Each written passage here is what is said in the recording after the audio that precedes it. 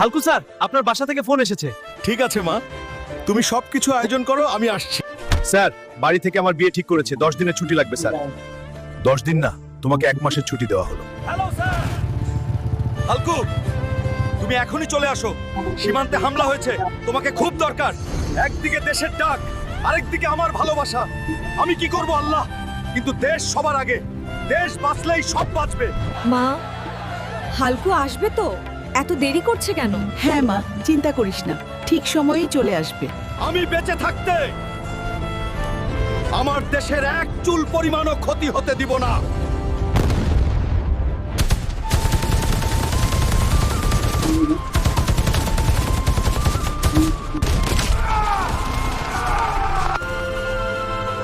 বুকের মধ্যে এমন অস্থির লাগছে কেন?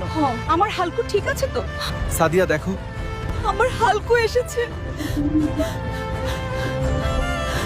আপনার ছেলে দেশের একজন সাহসী বীর ছিল, সে দেশের জন্য নিজের জীবন দিয়েছে। বাবা, আমার বুক খালি করে চলে গেলে আমি এখন কিভাবে বাঁচবো? এখন আমার কি হবে বাবা? তুই ছাড়া তো আমার আর কেউ নেই। দেশকে ভালোবাসলে সবাই আমার হালকুর জন্য লাইক আর সাবস্ক্রাইব করে দাও।